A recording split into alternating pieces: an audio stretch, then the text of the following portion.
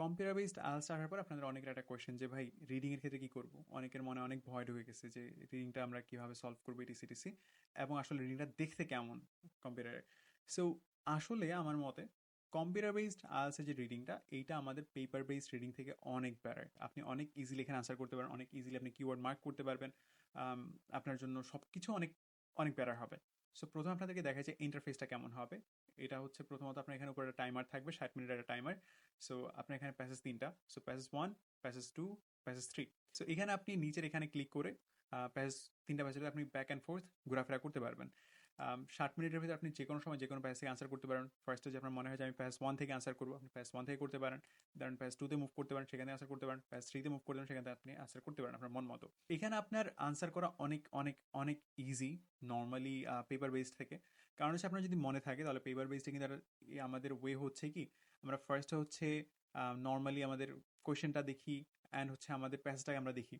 So যখন আমরা question পড়ার পরে প্যাসেজে আসি তখন আমাদের যেটা করতে হয়, আমাদের হচ্ছে বারবার প্যাসেজ এবং কোয়েশ্চেনের জন্য পেজ কিন্তু আমাদের উলট পালট করতে হয়। অ্যান্ড এই ক্ষেত্রে কিন্তু আমাদের অনেক কি বলে অনেক ফোকাস কিন্তু ওখানে আমাদের দিতে হয়, যেটা হচ্ছে আমাদের কম্পিউটার বেসে কিন্তু এই কাজটা করতে হয় না। কারণ হচ্ছে কম্পিউটার বেসে আপনার স্ক্রিনের এক পাশে হচ্ছে এই যে প্যাসেজটা, আরেক পাশে হচ্ছে আপনার কোয়েশ্চেনগুলো। সো আপনি হচ্ছে মনে করেন যে কোয়েশ্চেন আনসার করতে যাচ্ছেন সেটা হচ্ছে আপনি আপনার প্যাসেজের এখানে এসে, সে ফর এক্সাম্পল আপনি এখান থেকে কিওয়ার্ড মার্ক করছেন এগুলা। সো কিওয়ার্ড মার্ক করার পরে ফর এক্সাম্পল আপনার 5 নাম্বারের কোয়েশ্চেনটা আপনি হচ্ছে এবার কিওয়ার্ড অনুযায়ী যে আপনার প্যাসেজটা খুঁজতেছেন। সো প্যাসেজ খোঁজার পরে আপনি দেখতেছেন যে এইখানে আমার কিছু একটা ম্যাচ করতেছে। সো এখানে একটা কিছু ম্যাচ করার পরে আপনি এটাকে পাশে আনলেন পাশাপাশি। সো এই যে 5 নাম্বার আমার কোয়েশ্চেন অ্যান্ড এই 5 নাম্বারের জন্য এইটাকে আমি মার্ক করলাম যে এখান থেকে আমার ম্যাচ করতেছে। সো পাশাপাশি এনে এবার আমি কোয়েশ্চেনের দিকে একবার দেখলাম and at the same time আমি আমার প্যাসেজের দিকে দেখলাম। তো দেখার ফলে কিন্তু এখান থেকে আমি পাশাপাশি রেখে যখন কম্পেয়ার করতেছি অ্যাট দ্য সেম টাইম দেখতেছি, তখন কিন্তু আমার জন্য আনসারটা খুঁজে পাওয়া আরো ইজি হয়ে যেতেছে। কারণ হচ্ছে আমি পাশাপাশি রেখে দেখতে পারতেছি। যেটা আমার পেপার পেজে হইলে আমার একবার পেজ উল্টাইতে হইতো, আবার এই পেজে আসা লাগতো, অ্যান্ড এটা কিন্তু আমার হিউজ একটা মনোযোগ নিয়ে যেত। আবার আরেকটা বিষয় হচ্ছে পেপার বেজে কিন্তু আমাদের কিন্তু পেন্সিল ইউজ করা যেত না, এখন হচ্ছে কলম ব্যবহার করতে হতো। বাট এখানে কিন্তু আপনার এরকম না, এখানে কিন্তু আমরা কালার ভাবি যে এখানে আমি মার্ক করার পরে এখানে হাইলাইট ক্লিক করার মাধ্যমে আমি হাইলাইট করতে পারতেছি। সো আমি কিন্তু মার্কিং করার মাধ্যমে দেখতে পারতেছি, আবার হাইলাইটকে রিমুভও করতে পারবো এখান থেকে। সো যেহেতু আমি দেখতে পারতেছি হাইলাইট করে, আমার সামনে কিন্তু এখানে কোশ্চেনগুলোকে দেখা অনেক বেশি ইজি হয়ে যেতেছে। এখানে আরেকটা বড় সুবিধা হচ্ছে আপনার, ফর এক্সাম্পল আমরা এখানে যদি কোয়েশ্চেন সলভ করি, মনে করেন আমরা এখানে লিস্ট অফ এরিংটা করতেছি। সো লিস্ট অফ এরিং এখানে আমি কিওয়ার্ড মার্ক করলাম, এখানে কয়েকটা প্রতিটা কোয়েশ্চেনে আমি কিওয়ার্ড মার্ক করলাম, সেখানে দেখছি আমার প্যারা এতে। সো এটা যখন আমি পড়তেছি, এখান থেকে আমি মনে করি এটা আমার মার্ক করলাম যে আমার এটা মিলতেছে কোনো কিছুর সাথে। সো মনে করেন এটা আমার এটার সাথে মিললো। তো এবার আমি কি করছি, আমার একটা আনসার পাওয়ার পরে আমি এখান থেকে কিওয়ার্ডটাকে এখান থেকে রিমুভ করে দিতেছি।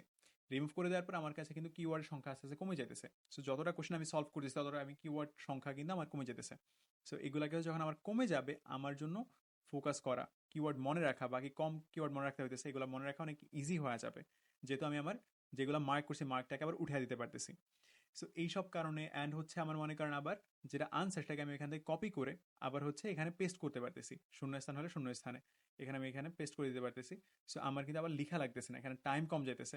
প্লাস হচ্ছে অন্যান্য কোশ্চেন টাইপ যেগুলা, সেগুলোর জন্য আমি আমার কি বলে জাস্ট এখান থেকে আমি জাস্ট এই যে ট্রু ফলস আর্গুমেন্টের জন্য আমি ট্রুতে ক্লিক করতেছি। আবার হচ্ছে এটা যদি মিস্টেক হয় তাহলে আবার ফলস এনে ফলস করে দিতে পারতেছি।